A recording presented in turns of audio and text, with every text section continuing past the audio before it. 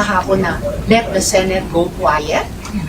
Ang Senado ay dapat boses ng mamamayan. Bakit niya bubusalan?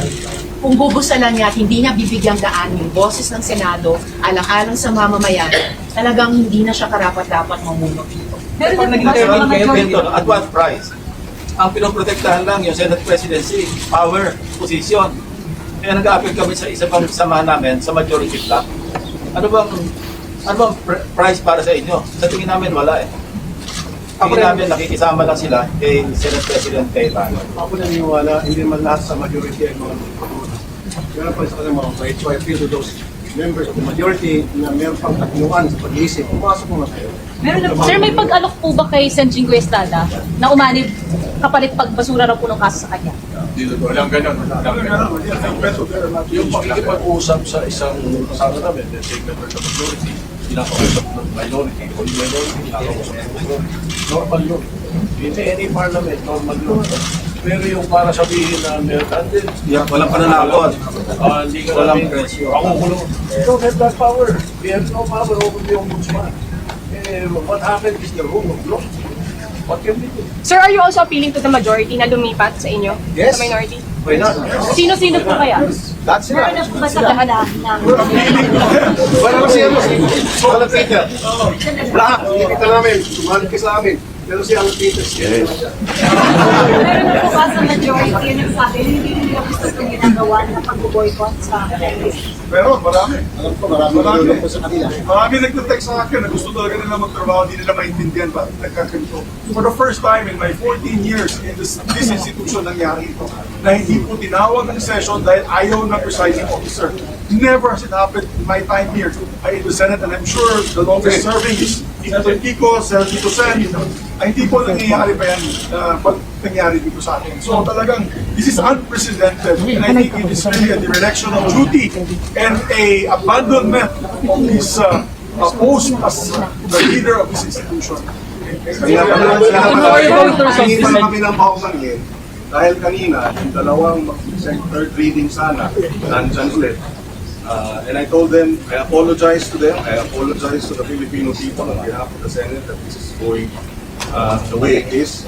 Dapat dun sa 8 naka-agenda today, dapat dalawang agri-bills na makikinabang sana ang ating mga magsasaka at mga at yung citizenship bills. Lahat hindi na-actionan dahil dito sa abandonment of responsibility. Plus dalawang health bills, mas na Mas Carta of Barangay Health Workers at saka anti-hospital detention bill, nasa amendments na, hindi nila bigyang daan ang sesyon para makumpleto yan para sa atin. Sa lahat, sabihin na lang natin tulong kay Ma'am Lisa, sa lahat ng nasa hospital na yun, na mga mahihirap natin mamamayan, na hino-hostage ng hospital dahil hindi makabayad, kasalanan ni Alan Cayetano yan, dahil ipapasa na sana namin ang batas na yan na pagbabawal yung paggagawa ng ganyan, na i-hostage yung pasyente. So, hindi natin na ipasa. Sir, kaya daw sila hindi ka makasok. Oh, thumbs down, thumbs down, thumbs down! Oh, natin, resign!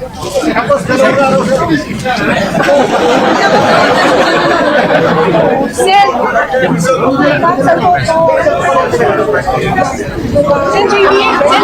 sir, sino pwede mag-resign? Sir, sino lang po pwede mag-resign? Walang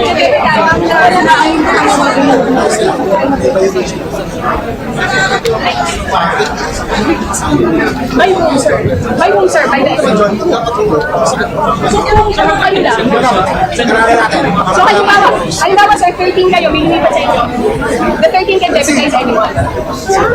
Kasi ano eh, constitutional duty natin. Dapat dalawang araw na tayo nag-exam session kasi kung nasa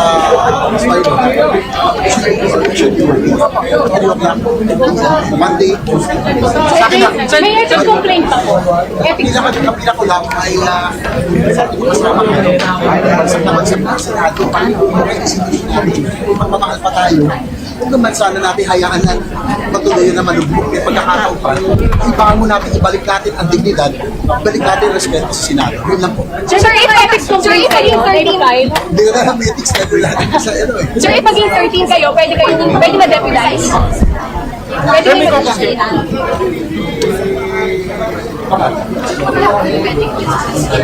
Well,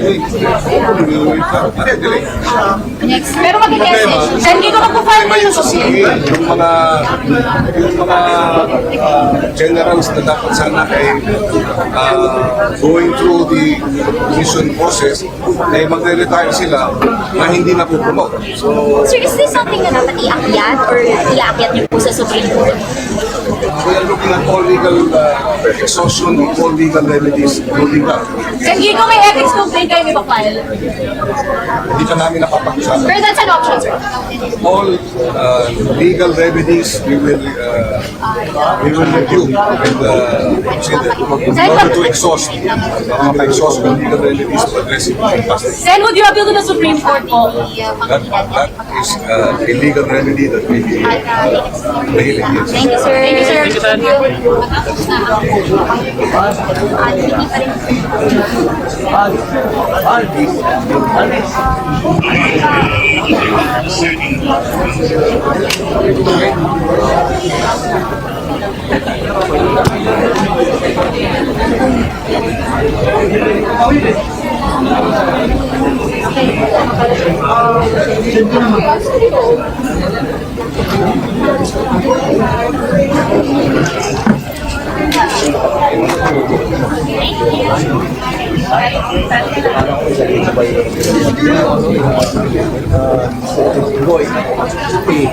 So ngayon, sa form of boycott yung ginagawa nila.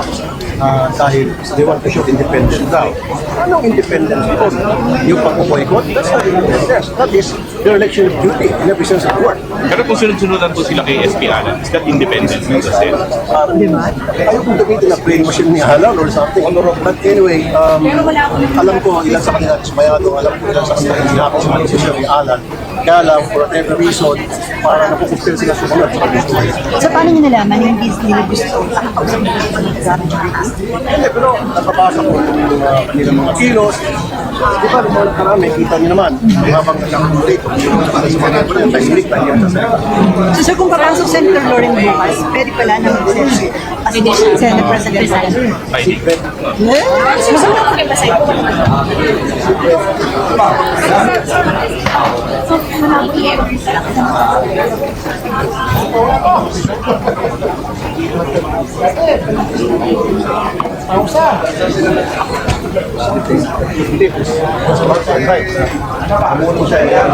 Pero alam ko, Kasi dapat yung kahapon na dalawa, nag-majority block na baka sumama sa inyo na sa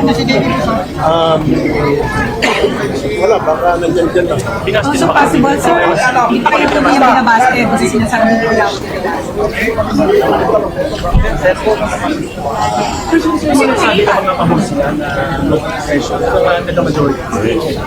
Pabor na mag-session, yung mga mag-gusto kumalas sa majority. Well, because sabi kung sino sila, baka mamaya maliliit ka sa kasamahan nila. Pero I'm sure, sila sa majority na pag-isip, mapapait, meron silang sense of responsibility na kanilang gustong kaparin ng tukulin. However, for whatever reason, like I said earlier, dapat sila na sumunod kay Alan Bridger. Mga ilan yan, sir? Yung mga possible na maiwanagan. Mga tatlo, apat, I don't know, lima. Mas maganda kung lahat. No commitment yet. But yes,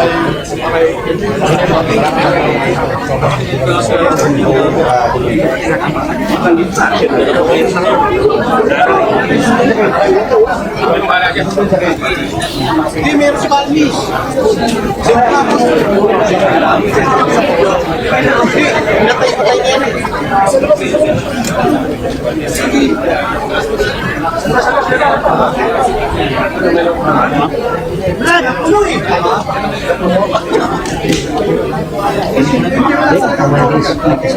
Wala tayo lahat, tayo walang kuha. Maganda. Kaya ako nag-cellphone na